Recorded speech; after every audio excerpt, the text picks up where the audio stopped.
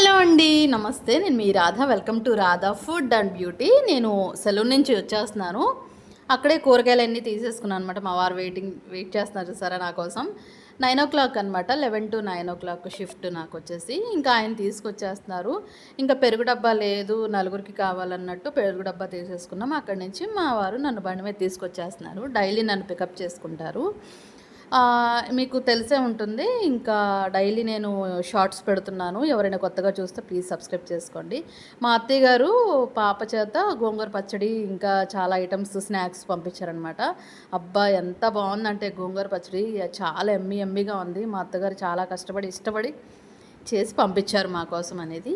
నేను ఆ టైంలో వచ్చి స్నానం చేసి, ఎలాగో దీపావళి కదా, ఈవినింగ్ టైంలో నేను దీపం పెట్టుకోవడానికి అవ్వట్లేదు దీపారాధన.